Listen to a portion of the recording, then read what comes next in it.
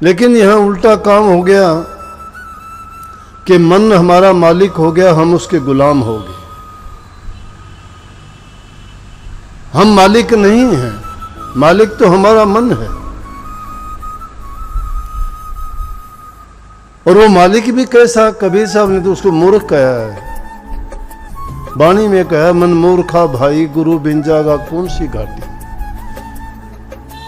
कबीर साहब जीव को समझाने के लिए कहते हैं, अरे जीव तू मनुष्य का चोला पाके अगर तू गुरु की खोज नहीं करता है, अरे दुनियादारी में कोई भी काम करने के लिए, चाहे आप कोई व्यवसाय करते हो, चाहे कोई आप हुनर सीखते हो, चाहे आप रोजी रोटी के लिए कोई काम करते हो, या कोई भी किसी भी प्रकार का अगर काम सीखना चाहते हो, तो उसके लिए आपको जानकार, हमारे से ज़्यादा जो उस काम की जानकारी रखता है, जिसका ज्ञान है, उससे वो ज्ञान हमें सीखना पड़ता है। और वो जो हमें सूत्र देते हैं, तरीका बताते हैं और उस ढंग से हमें सिखाते हैं, ताकि हम भी जो काम वो जानता है उसको वैसे ही कर लें। संत इस दुनिया में जीवों के कल्याण के लिए आते हैं। अगर ये जीव संतों की शरण में चला जाए, इसीलिए कबीर साहब ने कही कि अरे मन तू मूर्ख है, बिना गुरु के कौन सी घाटी जाएगा। कितनी घाटियां हैं आप कहोगे। अगर जीव का घाट तो समझोगे गर्भ से निकल के आता एक घाट है, लेकिन एक घाट नहीं है।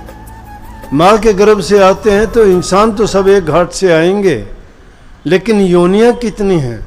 84 लाख योनि हैं। और वो 84 लाख योनि 4 खान में एक तरीके से नहीं, 4 प्रकार से उन 84 लाख घाटों से निकल के आते हैं। 84 लाख योनि, 84 लाख घाटियां हैं। और ये जीव जब एक घाटी से निकलता है, बाहर आता है, इस काल देश में मन मर्जी से काम करता है, उस काम के करने से उस काम का जो परिणाम बनता है, उस परिणाम को भोगने के लिए अगली उसको योनि मिलती है।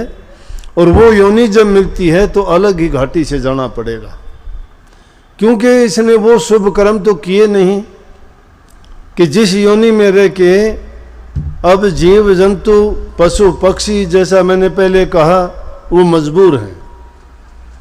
उनको तो बड़ी मुश्किल से ही कभी प्रभु की कृपा हो या किसी संत की दृष्टि पड़े, या वो जीव किसी न किसी प्रकार से संतों की मौज उनको मिले, तो उनको अगला जीवन सुधर सकता है। क्यों सुधर सकता है? वो जीव और तो उल्टे सीधे काम कोई करता नहीं है। जो भी उस योनि में उसके निमित्त काम है, उनसे ज़्यादा वो नहीं कर सकता। लेकिन इंसान तो सब प्रकार के कर्म कर सकता है।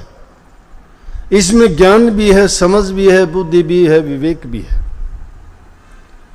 इसीलिए ये कहा कि गुरु अगर मिल जाएगा तो तेरा इन घाटियों में घूमने का पीछा छूट जाएगा।